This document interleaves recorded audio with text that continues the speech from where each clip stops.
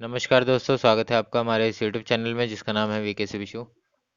आज के हमारा जो टॉपिक है समावेशी विद्यालय का सृजन, क्रिएटिंग एन इंक्लूसिव स्कूल। आज हम पढ़ेंगे इसके कुछ महत्वपूर्ण क्वेश्चनों के बारे में। आज हम चर्चा करेंगे।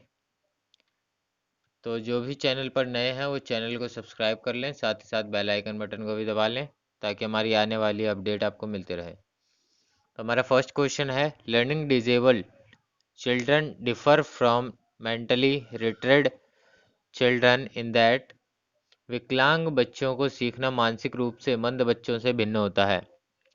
Option one, they have usually average intelligence, उनके पास आमतौर पर औसत बुद्धि होती है। Option two, they are able to learn in most areas, वे अधिकांश क्षेत्रों में सीखने में सक्षम है। They have learning difficulty in one area, उन्हें एक क्षेत्र में सीखने में कठिनाई होती है। या ऑल ऑफ द अबव, उपरोक्त सभी।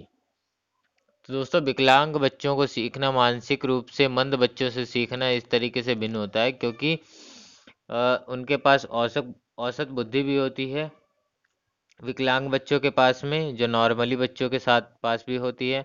अधिकांश क्षेत्रों में सीखने में वे सक्षम होते हैं। अगर वह किसी एक खास क्षेत्र से विकलांग हैं तो वो अन्य क्षेत्र से वो सीखने में सक्षम होते हैं। इसके अलावा उन्हें एक क्षेत्र में सीखने में कठिनाई होती है, जिस क्षेत्र में वह विकलांग है उसी क्षेत्र में उन्हें कठिनाई होती है। और बाकी मानसिक रूप से मंद बच्चे जो होते हैं उनके पास औसत बुद्धि भी नहीं होती है और वो सभी प्रकार के क्षेत्रों में सीखने में असक्षम होते हैं। तो यहाँ पे ऑप्शन 4 जो है वो हमारा सही है। नेक्स्ट क्वेश्चन पे आते हैं, difficulty in recalling sequence of letter in words and sequent loss of visual memory associated with, शब्दों में अक्षर को याद करने का क्रम और दृश्य स्मृति के लगातार नुकसान से जुड़ा हुआ है डिसलेक्सिया, डिस्कोलिया, डिस्ग्राफिया या डिस्प्रेक्सिया। दोस्तों, यहाँ पे ये बोला गया है कि शब्दों को याद करने, उसके क्रम को याद करने और दृश्यों की स्मृति को याद करने में कठिनाई होती है, तो उसे कौन सी प्रॉब्लम है। तो अगर उसे ऐसी प्रॉब्लम है कि शब्दों को याद नहीं कर पा रहा है, क्रम को याद नहीं कर पा रहा है और किसी चित्र को याद नहीं कर पा रहा है, तो उसके डिसलेक्सिया की बीमारी जो है वो उसको लगी हुई है। नेक्स्ट क्वेश्चन पे आते हैं, which of the following is principle of inclusive education, निम्नलिखित में से कौन समावेशी शिक्षा का सिद्धांत है। Option one, the public school system is founded foundation for inclusive education, public school प्रणाली समावेशी शिक्षा की नींव है।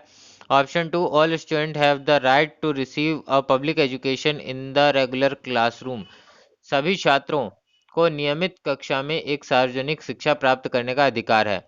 Option three, inclusive education at all levels benefits student with special needs and their peers, सभी स्तरों पर समावेशी शिक्षा छात्रों को विशेष आवश्यकताओं और उनके साथियों के साथ लाभान्वित करती है। ऑल ऑफ द अबव, उपरोक्त सभी। तो दोस्तों, समावेशी कक्षा का जो सिद्धांत है वो ये सारे ही है, क्योंकि पब्लिक स्कूल प्रणाली जो है समावेशी शिक्षा की नींव है और सभी छात्रों को नियमित कक्षा में एक सार्वजनिक शिक्षा प्राप्त करने का भी अधिकार है। और इसके अलावा सभी स्तरों पर समावेशी शिक्षा छात्रों को विशेष आवश्यकताओं और उनके साथियों के साथ लाभान्वित भी करती है। तो यहाँ पे ऑप्शन 4 जो है वो हमारा सही है। नेक्स्ट क्वेश्चन पे आते हैं, national policy of person with disability was adopted in India in the year, विकलांगता के साथ व्यक्तियों के लिए राष्ट्रीय नीति को भारत में वर्ष डैश में अपनाया गया था। ऑप्शन वन, 2004, 2004 में, 2006 में, 2008 में या 2010 में। तो दोस्तों, विकलांगता का जो अधिनियम था, नेशनल पॉलिसी ऑफ पीडब्ल्यूडी, वो अपनाया गया था वर्ष 2006 में। तो हमारा सेकंड ऑप्शन सही है। नेक्स्ट क्वेश्चन की ओर बढ़ते हैं।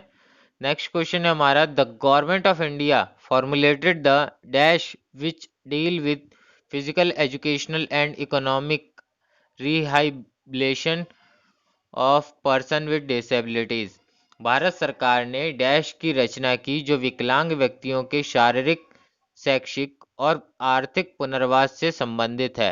National policy for person with disability, first option है आपका। विकलांग व्यक्तियों के लिए राष्ट्रीय शिक्षा नीति। सेकंड ऑप्शन है राइट टू एजुकेशन एक्ट, शिक्षा का अधिकार अधिनियम। Option three composite regional centre, समग्र क्षेत्रीय केंद्र। या option four special school act, विशेष विद्यालय अधिनियम। तो दोस्तों भारत सरकार ने जो विकलांग व्यक्तियों के लिए शैक्षिक और आर्थिक पुनर्वास संबंधित जो रचना की है वो है हमारे विकलांग व्यक्तियों के लिए राष्ट्रीय नीति में करी थी भारत सरकार ने। नेक्स्ट क्वेश्चन है वेयर इज सलामानका, सलामानका कहाँ पर है? ऑप्शन वन अमेरिका, रूस, स्पेन या जर्मनी।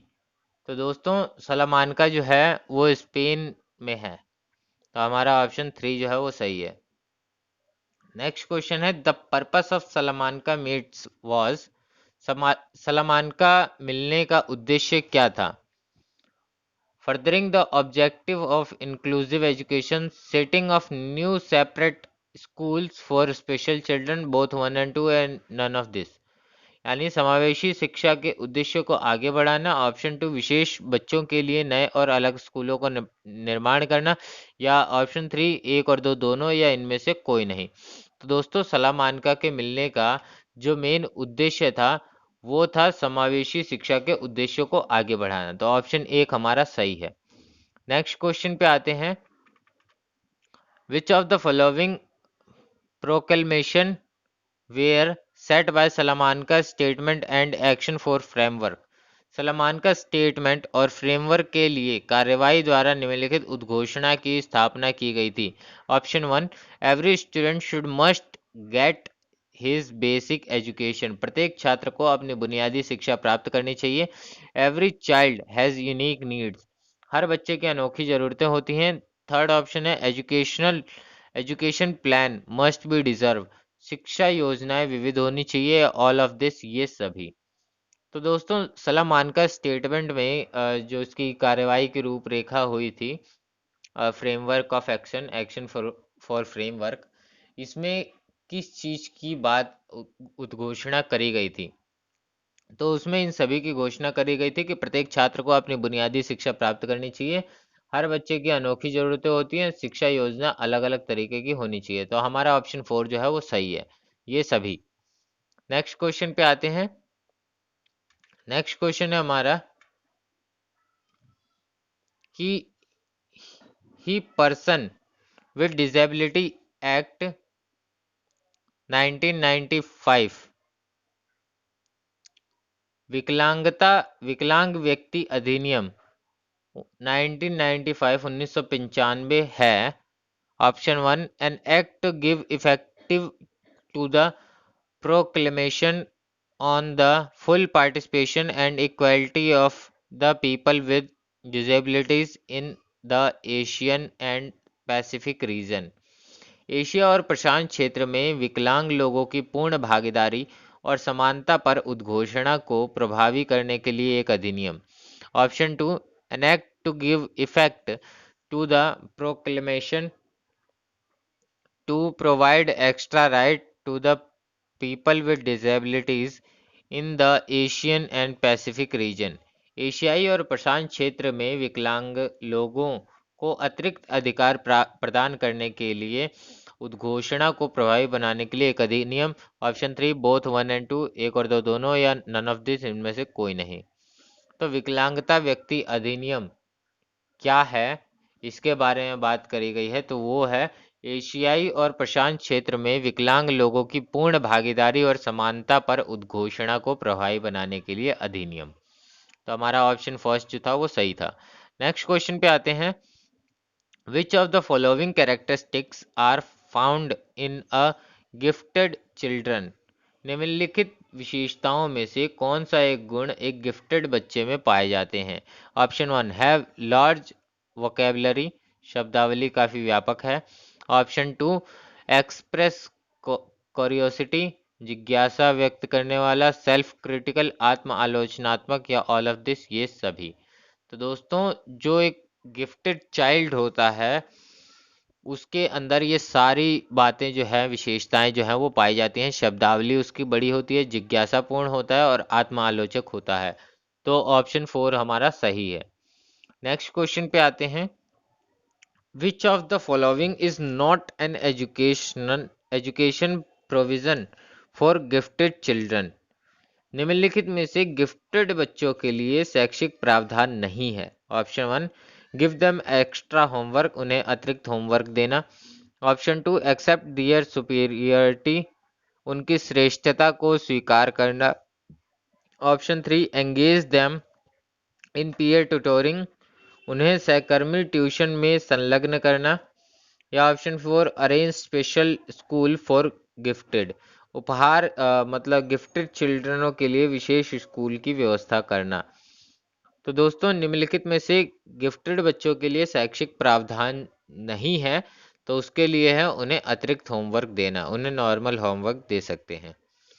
नेक्स्ट क्वेश्चन पे आते हैं। नेक्स्ट क्वेश्चन है विच of the following is not a cause for slow learner. निम्नलिखित में से कौन धीमी शिक्षार्थी का कारण नहीं है। बायोलॉजिकल वीकनेस, जैविक कमजोरी। Option 2, physical defect and disease, शारीरिक दोष और रोग। Option 3, eating junk food. या option 4, poverty and economic condition, गरीबी और आर्थिक स्थिति। तो दोस्तों निम्नलिखित में से शिक्षार्थी धीमी शिक्षार्थी का कारण जो है वो नहीं है। इनमें से कौन सा ऑप्शन सही है? तो ऑप्शन 3 हमारा सही है, जंक फूड खाना, क्योंकि जैविक कमजोरी से धीमा शिक्षार्थी बन जाता है, स्लो लर्नर हो जाता है। इसके अलावा शारीरिक रोग या शारीरिक दोष से भी स्लो हो जाता है, गरीबी और आर्थिक स्थिति से भी हो जाता है, लेकिन जंक फूड खाने से स्लो लर्न नहीं होते। नेक्स्ट क्वेश्चन है विच of the following is the need of slow learner. जो धीमी शिक्षार्थियों की आवश्यकता क्या है? काउंसलिंग सर्विस, परामर्श सेवा, मोर प्रैक्टिस, अधिक अभ्यास, विजुअल प्रेजेंटेशन, दृश्य प्रस्तुतियां, या ऑल ऑफ दिस, ये सभी। तो दोस्तों जो धीमी शिक्षार्थियों की कौन कौन सी आवश्यकताएं होती हैं वो हैं ये सभी। परामर्श सेवा भी उन्हें चाहिए होती है, अधिक अभ्यास भी चाहिए होता है, दृश्य प्रस्तुतियां भी चाहिए होती हैं। नेक्स्ट क्वेश्चन है and dash is one who deviate from the normal child in mental physics, physical, emotional and social characteristics to an extent that he requires special education service। Dash वह है जो मानसिक, शारीरिक, भावनात्मक और सामाजिक विशेषताओं में सामान्य बच्चे से इस हद तक विचलित होता है कि उसे विशेष शैक्षिक आवश्यकताओं की आवश्यकता होती है। ऑप्शन 1, एक्सेप्शनल चाइल्ड, असाधारण बच्चा। ऑप्शन 2, नॉर्मल चाइल्ड, सामान्य बच्चा। ऑप्शन 3, बोथ 1 एंड 2, दोनों, एक और दो दोनों। या ऑप्शन 4, नन ऑफ दिस, इनमें से कोई नहीं। तो दोस्तों वह बच्चा जो मानसिक, शारीरिक, भावनात्मक और सामाजिक विशेषताओं में सामान्य बच्चे से इस हद तक विचलित होता है कि उसे विशेष शैक्षिक सेवाओं की आवश्यकता होती है। तो किस बच्चे को विशेष शैक्षिक आवश्यकता होती है? वो है असाधारण बच्चे की। नेक्स्ट क्वेश्चन है characteristics of visually impaired children. दृष्टिबाधित बच्चों की विशेषता क्या है? लैंग्वेज डेवलपमेंट, भाषा का विकास, इंटेलेक्चुअल एबिलिटी, बौद्धिक क्षमता। या option 3, social and work adjustment, सामाजिक और काम संयोजन। या ऑल ऑफ दिस, ये सभी। तो दृष्टिबाधित बच्चों की जो विशेषता है वो ये सभी है, क्योंकि उनका भाषा का विकास हो जाता है, बौद्धिक क्षमता सामान्य रहती है और सामाजिक और काम में संयोजन भी कर लेते हैं। नेक्स्ट क्वेश्चन पे आते हैं which of the following is not functional limitation of visually impaired children. निम्नलिखित में से कौन दृष्टिहीन बच्चों की कार्यात्मक सीमा नहीं है? ऑप्शन 1, एजुकेशनल रिटार्डेशन, शैक्षिक मंदता। ऑप्शन 2, स्लो स्पीच डेवलपमेंट, धीमी भाषण विकास। ऑप्शन 3, हियरिंग प्रॉब्लम, श्रवण समस्या। या option 4, problem of social adjustment, सामाजिक संयोजन की समस्या। तो दोस्तों दृष्टि बाधित बच्चे जो हैं उनकी कार्यात्मक सीमा नहीं है, वो है श्रवण समस्या। नेक्स्ट क्वेश्चन पे आते हैं functional limitation of learning empowerment children. बच्चों के सीखने की सीमित सीमा। ऑप्शन 1, अटेंशन रिलेटेड लिमिटेशन, ध्यान से संबंधित सीमा। ऑप्शन 2, ऑडिटरी परसेप्चुअल लिमिटेशन, श्रवण अवधारणात्मक सीमा। ऑप्शन 3, लैंग्वेज रिलेशन लिमिटेशन, भाषा संबंधी सीमा। या ऑल ऑफ दिस, ये सभी। तो दोस्तों बच्चों की सीखने संबंधित जो सीमा होती है वो ये सभी होती हैं, हर प्रकार की होती हैं। नेक्स्ट क्वेश्चन पे आते हैं। DDRC स्टैंड फॉर, DDRC की फुल फॉर्म बताइए।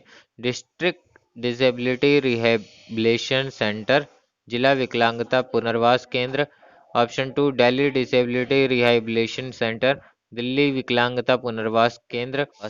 डिस्ट्रिक्ट डिसेबिलिटी रिहेबिलिटेशन काउंसिल, जिला विकलांगता पुनर्वास परिषद, या नन ऑफ दिस, इनमें से कोई नहीं।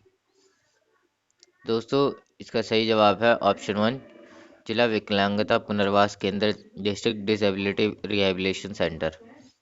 नेक्स्ट क्वेश्चन की ओर बढ़ते हैं दोस्तों। नेक्स्ट क्वेश्चन है दोस्तों, the major frustration that children with hearing loss face in the classroom is. कक्षा में श्रवण हानि वाले बच्चों में प्रमुख निराशा क्या होती है? Option 1, the inability to read the prescribe text book, निर्धारित पाठ्य पुस्तक पढ़ने में असमर्थता। Option 2, the inability to participate in sports and game, खेल और खेलों में भाग लेने में असमर्थता। Option 3, the inability to communicate और शेयर इंफॉर्मेशन विद अदर, अन्य लोगों के साथ सूचना संचार या साझा करने में असमर्थता।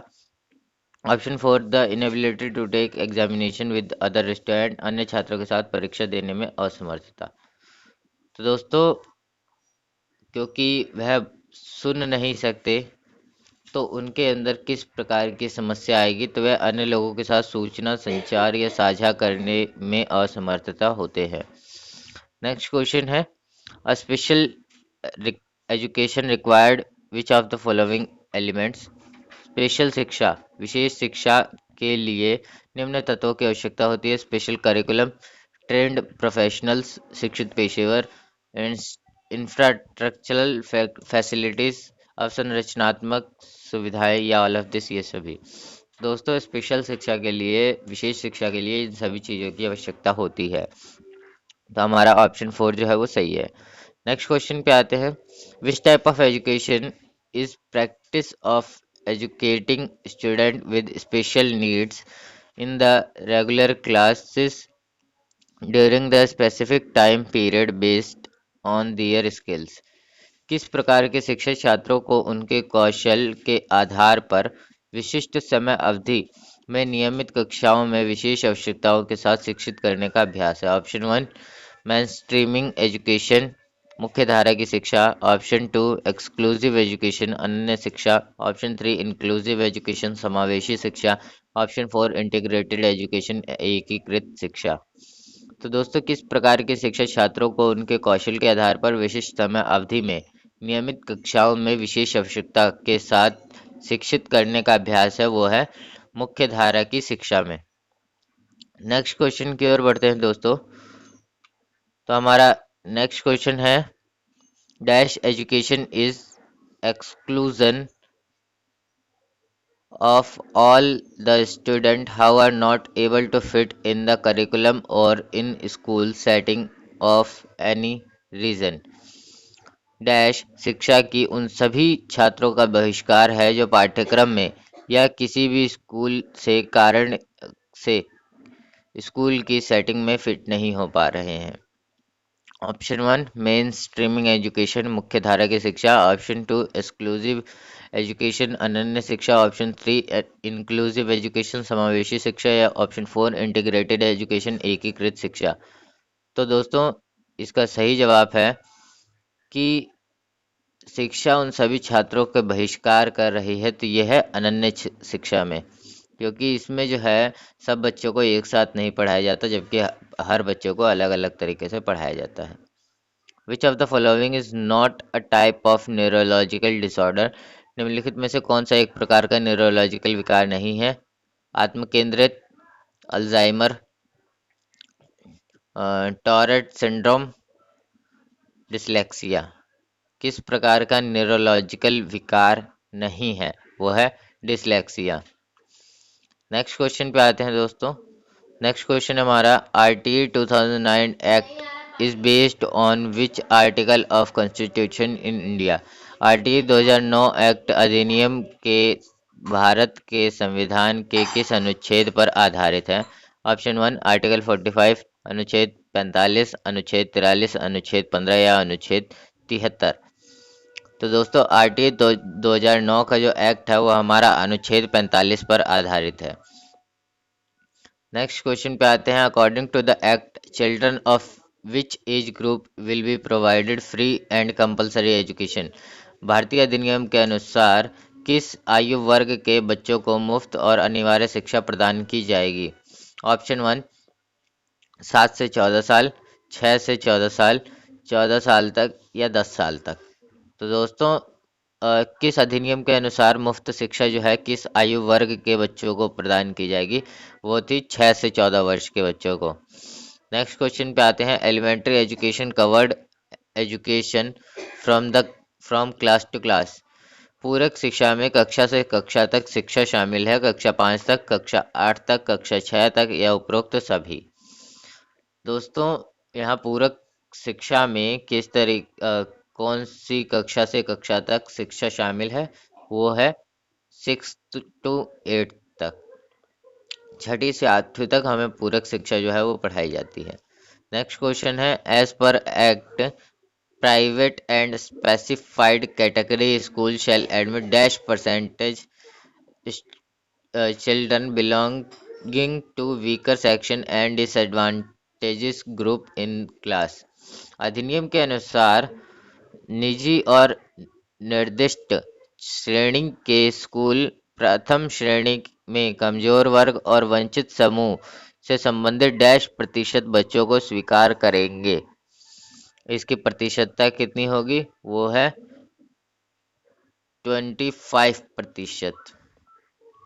नेक्स्ट क्वेश्चन पे आते हैं। In order to improve learning of children admitted in the age appropriate class and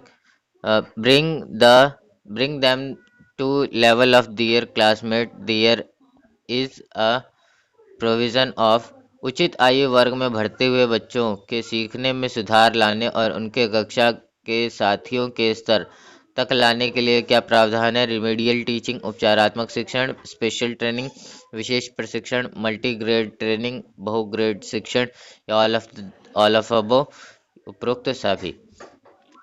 तो दोस्तों उचित आयु वर्ग में भर्ती हुए बच्चों के सीखने में सुधार लाने और उनके कक्षा के साथियों के स्तर तक पहुंचाने का जो प्रावधान है वह हमारा विशेष प्रशिक्षण के अंतर्गत आता है।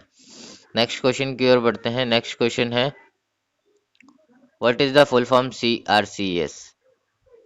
CRCS का पूर्ण रूप क्या है?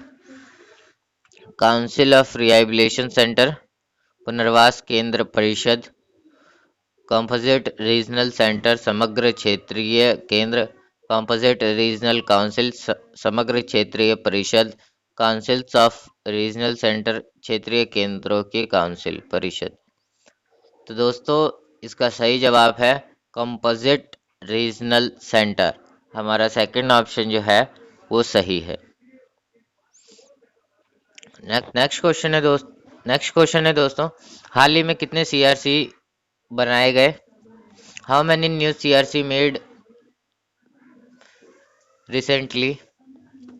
ऑप्शन 1 2, ऑप्शन 2 4, ऑप्शन 3 5 या ऑप्शन 4 6? तो दोस्तों इसका सही जवाब है ऑप्शन 1 2। 2 CRC केंद्र जो हैं वो हाल ही में बनाए गए हैं। नेक्स्ट क्वेश्चन है। When was Ali Yavar Jung national hearing impaired institute establish? जब Ali Yavar Jung national hearing impaired institute की स्थापना कब की गई? 1970, 1971, 1978 या 1980 में? तो दोस्तों यली यावर जंग की जो स्थापना थी वो 1978 में की गई थी। नेक्स्ट क्वेश्चन है। For whom has the Pandit Deendayal Upadhyay institute open? Pandit Deendayal Upadhyay संस्थान किसके लिए खोला गया था? मेंटल रिटार्डेशन, मानसिक मंदता, ऑप्शन 2 फिजिकली कंस्ट्रेंड, शारीरिक रूप से विवश, ऑप्शन 3 हियरिंग इम्पेयरमेंट, श्रवण बाधित या विजुअली इम्पेयरमेंट, दृष्टि बाधित। तो दोस्तों पंडित दीनदयाल उपाध्याय की जो स्थापना है वो शारीरिक रूप से विवश लोगों के लिए की गई थी। तो हमारा ऑप्शन 2 जो है वो सही है। नेक्स्ट क्वेश्चन है DDRS क्या है, इसकी फुल फॉर्म बतानी है। डिस्ट्रिक्ट डिसेबिलिटी रिसर्च सेंटर, जिला विकलांगता अनुसंधान केंद्र। Option two, district disability rehabilitation centre, जिला विकलांगता पुनर्वास केंद्र। Option two, district different rehabilitation centre, जिला विभिन्न पुनर्वास केंद्र। या option four, district disability operational centre, जिला विकलांगता परिचालन केंद्र। दोस्तों डीडीआरसी जो है इसकी फुल फॉर्म हमारा डिस्ट्रिक्ट डिफरेंट रिहेबिलिटेशन सेंटर, जिला विभिन्न पुनर्वास केंद्र रखा गया है। नेक्स्ट क्वेश्चन हमारा NIOH की फुल फॉर्म बतानी है। National institute of orthopedically handicapped, orthopedic विकलांग का राष्ट्रीय संस्थान। Option two, national institute organization for handicapped, विकलांगों के लिए राष्ट्रीय संस्थान संगठन। Option three, national institute of orientation अभिविन्यास के राष्ट्रीय संस्थान विकलांग।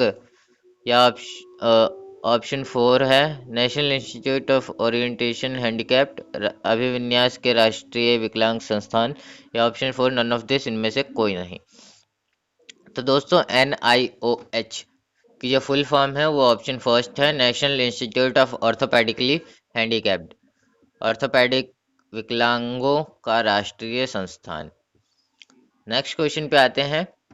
What is called when a person here size is small than the normal size, क्या कहा जाता है जब किसी व्यक्ति का सिर का आकार सामान्य आकार से छोटा होता है। Option one, microcephaly. Option two, microcephaly. Option three, small head छोटा सिर। या option four, all of the above. दोस्तों जो ये बोला जाता है जिसका सिर छोटा होता है सामान्य से, उसको हम बोलते हैं माइक्रोसेफली।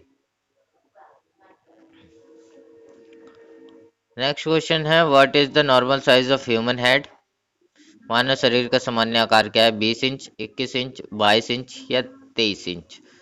तो दोस्तों मानव शरीर का जो सामान्य आकार है, सिर का जो सामान्य आकार है वो है 22 इंच। तो हमारा थर्ड ऑप्शन यहाँ पे सही है। नेक्स्ट क्वेश्चन पे आते हैं। What is specially for children with learning disability, विकलांग बच्चों की विशेषताएं बतानी है। Delayed development of spoken language, बोली जाने वाली भाषा का विलंब विकास यानी देर से विकास होता है। ऑप्शन टू, मेमोरी डिफेक्ट, स्मृति दोष है। बॉडी शेप, शरीर का आकार जो है वो अलग तरीके का होता है। या डायरेक्शन कंफ्यूजन, दिशा भ्रम होती है। तो दोस्तों विकलांग बच्चों की जो विशेषताएं हैं वो ये सारी ही हो सकती हैं। ठीक है, तो हमारा ABCD ये चारों ऑप्शन जो है वो सही है। नेक्स्ट क्वेश्चन पे आते हैं। What is the full form of SEN, SEN का पूर्ण रूप क्या है। स्पेशल इलेक्ट्रॉनिक नीड, विशेष इलेक्ट्रॉनिक आवश्यकता। Option two, special education need, विशेष शिक्षा की आवश्यकता। Option three, special education network, विशेष शिक्षा नेटवर्क। या option four, special environmental need, विशेष पर्यावरणीय आवश्यकता। दोस्तों SEN की जो फुल फॉर्म होती है वो हमारी होती है स्पेशल एजुकेशन नीड। हमारी सेकंड ऑप्शन जो है वो सही है। नेक्स्ट क्वेश्चन पे आते हैं। If a child is unable to read the material written on the black board, then what is the disease, यदि कोई बच्चा ब्लैक बोर्ड पर लिखी हुई सामग्री को पढ़ने में असमर्थ है तो उसे कौन सी बीमारी है। ऑप्शन वन, विजुअल एम्पायरमेंट, दृष्टि बाधिता। ऑप्शन टू, हियरिंग एम्पायरमेंट, श्रवण बाधित। ऑप्शन थ्री, लर्निंग डिसेबिलिटी, सीखने की विकलांगता। या ऑल ऑफ दिस, उपरोक्त सभी।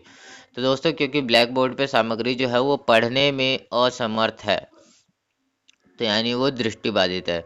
यहाँ पे हमारा ऑप्शन फर्स्ट जो है वो सही है। नेक्स्ट क्वेश्चन पे आते हैं।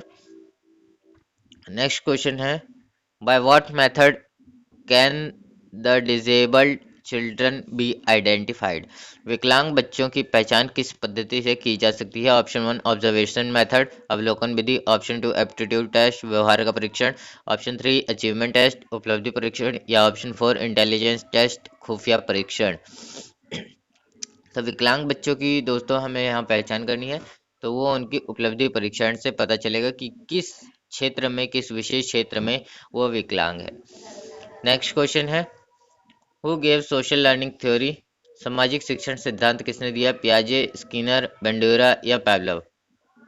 तो सामाजिक शिक्षण का जो सिद्धांत था वो दिया था बंडूरा ने।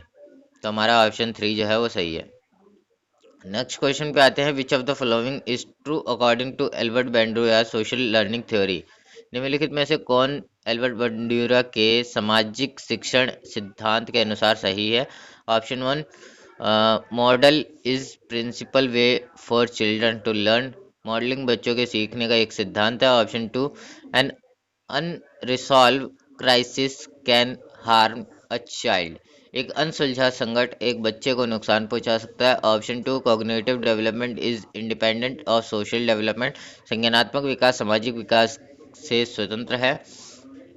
Option 4, play is essential and should be given priority in school. Play जरूरी है और स्कूल में इसे प्राथमिकता दी जानी चाहिए।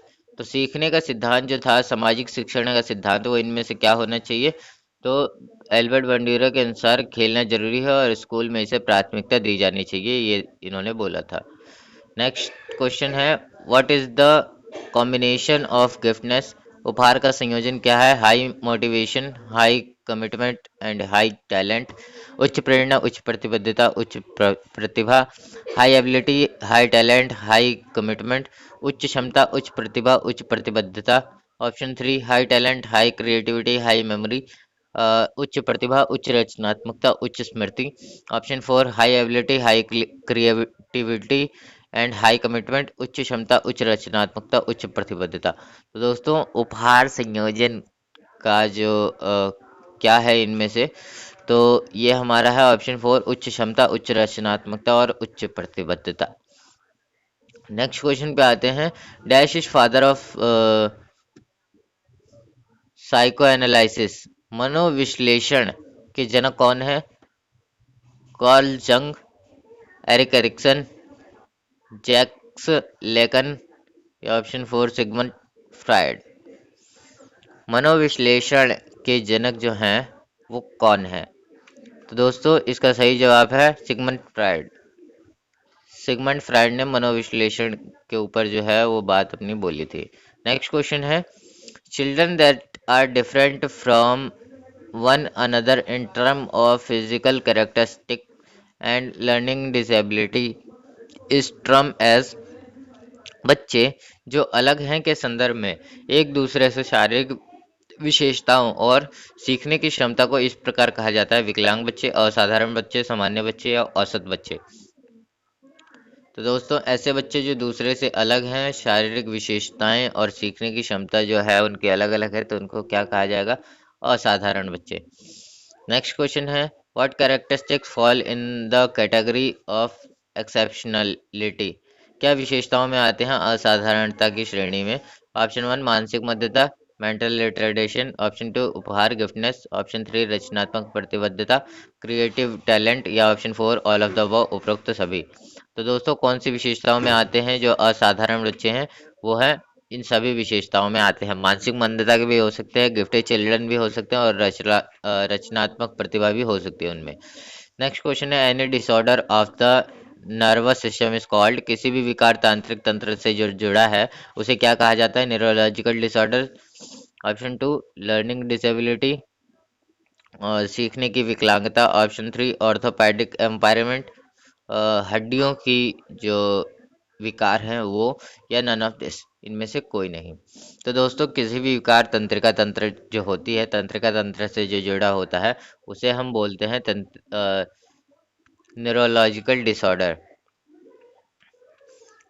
नेक्स्ट क्वेश्चन पे आते हैं, impairment involves the muscle or skeletal system and sometimes the central nervous system. That impairment is called? ऐसी हानि जिसमें पेशीय या कंकाल प्रणाली और कभी-कभी केंद्रीय तंत्रिका प्रणाली बहुत दुर्बल पाई जाती है, वो किस में होता है? ऑर्थोपेडिक इम्पेयरमेंट में।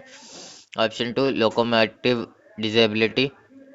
Option 3, mental retarded. मानसिक रूप से मंद, या केवल ए और बी? क्योंकि यहाँ पे तंत्रिका तंत्र की हानि हो रही है।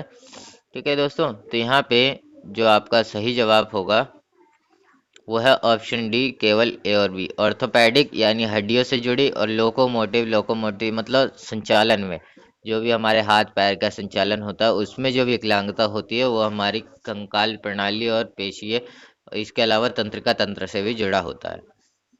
नेक्स्ट क्वेश्चन है दोस्तों, when a person has limited movement of body parts then the disability is, जब कोई व्यक्ति सीमित होता है शरीर के अंगों की गति के साथ में, और फिर विकलांगता क्या कहलाती है उसकी? Handicapped, option 2 impairment, option 3 mental retard, या option 4 locomotor disability.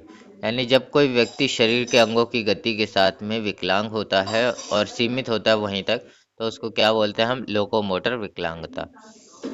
Next question है, what is the IQ score of border line cases और ड्रल्स? आईक्यू स्कोर क्या है सीमा रेखा और मामले या ड्रल्स में? ऑप्शन 1 सामान्य आईक्यू लेवल की बात यहाँ पे बोली गई है। पहला है 70 से 90, ऑप्शन 2 50 से 70, ऑप्शन 3 25 से 50, या उपरोक्त में से कोई नहीं। तो दोस्तों सामान्य जो श्रेणी होती है आईक्यू लेवल की वो होती है 70 से 90 आईक्यू। नेक्स्ट क्वेश्चन है, classification of mentally retired children are, मानसिक रूप से सुधार मंदबुद्धि बच्चे होते हैं। सोशल डिप्रिवेशन क्राइटेरिएशन, सामाजिक अभाव की कसौटी, ऑप्शन 2 चिकित्सा मानदंड, आईक्यू मानदंड, या उपरोक्त सभी।